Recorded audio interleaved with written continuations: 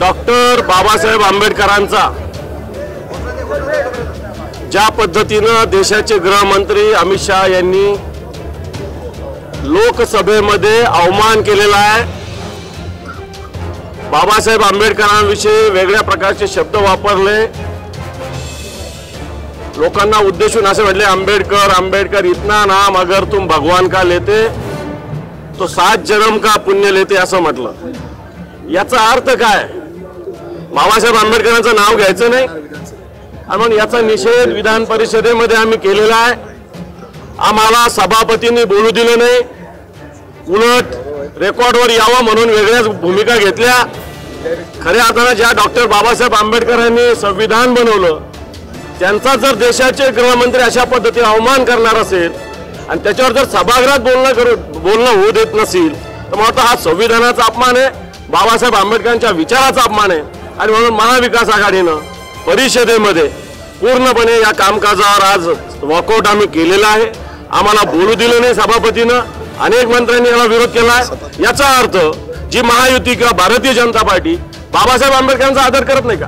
आमची काही मागणी नव्हती, आमची मागणी होती बाबासाहेब आंबेडकरांच्या विषयी ज्या पद्धतीने उद्गार काढले त्याचा निषेध करायचा होता ते किंवा त्याची माहिती मागवायची होती, परंतु पार्लमेंट मधलं इथं घेता येत नाही। राहुल गांधींचं घेता येतं परंतु अमित शहाचं घेता येत नाही, अशा प्रकारचा नियम आम्हाला सभापती शिकवत होते आणि म्हणून आम्ही आज वॉकआउट केलेलं आहे। डॉक्टर बाबासाहेब आंबेडकरांच्या बाबतीमध्ये हे भाजपचं सरकार आल्यापासून ज्या प्रकारे या देशात अस्थिरता आणि ते विषय आणि तो विचार मिटवण्याचा प्रयत्न होतो, संविधानावरून महाराष्ट्र पेटला। आज जाणीवपूर्वक सावधानतेने या देशाच्या गृहमंत्र्यांनी ज्याप्रमाणे सातत्याने आंबेडकर क्या निकाले, अगर भगवान का नाम लेतो तो 7 जन्म का पुण्य मिळता, अशा प्रकारचं वक्तृत्व केल्यानंतर त्याचे पडसाद आपोआप महाराष्ट्रामध्ये उमटतील। कारण महाराष्ट्राचा स्वाभिमान असलेले छत्रपती शिवाजी महाराज, शाहू फुले आंबेडकरांच्या महाराष्ट्रामध्ये ज्या पद्धतीने महाराष्ट्राच्या या असलेल्या थोर पुरुषाचं अवमान करण्याचा निषेध आम्ही सभागृहामध्ये केला। खरं म्हणतं तर या महाराष्ट्रामध्ये शांतता राहावी, ती अशांतता होऊ नये, ही जबाबदारी सरकारची असताना सरकार जाणीवपूर्वक अशा प्रकारचं वक्तृत्व करून मुद्दाम हा आंबेडकरांचा विचार दाबण्याचा प्रयत्न करतोय का, हा शंका आल्यामुळे आम्ही आज सभागृहामध्ये हा विषय मांडला।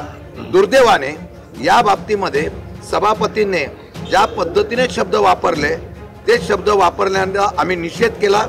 त्यांनी या असलेल्या शब्दाचा निषेध करत असताना आम्ही आजही सांगतो, सभागृहाच्या आतमध्ये जरी आमचा आवाज दाबला तरी या महाराष्ट्रातली जनता ही स्वाभिमानी आहे, महाविकास आघाडी स्वाभिमानी आहे। या डॉक्टर बाबासाहेब आंबेडकरांच्या विचाराचा आम्ही उल्लेख करत असताना सभागृहामध्ये रोज आता डॉक्टर बाबासाहेब आंबेडकरांचा उल्लेख करून कामकाजाला सुरुवात करू आणि डॉक्टर बाबासाहेब आंबेडकरचं नाव आम्ही सर्वजण सातत्याने घेऊ, हा इशारा या ठिकाणी देऊ इच्छितो।